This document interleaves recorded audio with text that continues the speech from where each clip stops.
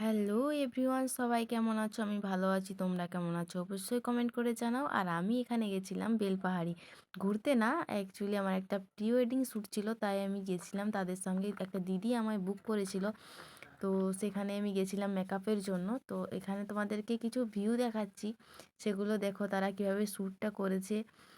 কিছু কিছু ক্লিপ আমি নিয়েছি। তো তোমাদের যদি জায়গাটা ভালো লাগে তাহলে অবশ্যই যেও সেখানে। তো এখানে দিদিগুলো পিক তুলে নিচ্ছিল। তারপর আমরা একটা আলাদা লোকেশনে গেছিলাম, বেলপাহাড়ি ঘাগরাতে। ঘাগরাতে আমি কিছু ফটো ভিডিও করে নিয়েছি তোমাদেরকে দেখানোর জন্যই। জায়গাটা তো খুবই ভালো ছিল, আমার তো খুবই পছন্দ হয়েছে। তারপর আমি এখানে যেখানে শ্যুট হচ্ছিল সেখানে আমি চলে যাচ্ছি। তো চলো তোমাদেরকে দেখাচ্ছি কীভাবে ওরা শ্যুটটা করছে। ভিডিওটি স্কিপ না করে দেখতে থাকো, তোমাদের ভালো লাগবে।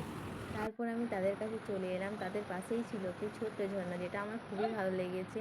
সেখানে আমি কিছু ফটো ভিডিও করে নিয়েছি আর তোমাদেরকে দেখানোর জন্য। তারপর এখানে ওরা ফটোশ্যুট করছিল, সেটাই তোমাদেরকে দেখাচ্ছি। আর এই জায়গাটিতে প্রচুর প্রচুর বাইরের লোক আসে এই জায়গাটিকে দেখার জন্য। তো তোমাদেরও যদি ভালো লাগে জায়গাটি অবশ্যই কমেন্ট করে আমাকে জানাও, আমি লোকেশনটা শেয়ার করে দেবো তোমাদেরকে।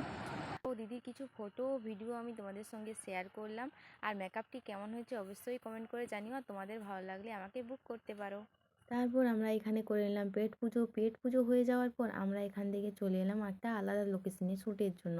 তো এই জায়গাটির নাম ছিল খেন্দারানী লেক। তো তোমাদের যদি জায়গাটি ভালো লাগে তোমরা আসতে পারো। আর এখানে একটি মন্দির ছিল যেখানে আমরা যেতে পারিনি, সন্ধে হয়ে গেছিলো বলে। তোমরা যদি যেতে চাও অবশ্যই যেতে পারো। বনফায়ার শ্যুটটি হয়ে গেলে আমরা বাড়ির উদ্দেশ্যে সবাই বেরিয়ে পড়েছিলাম। তো বন্ধুরা, কেমন লাগলো ভিডিওটি অবশ্যই কমেন্ট করে জানিও।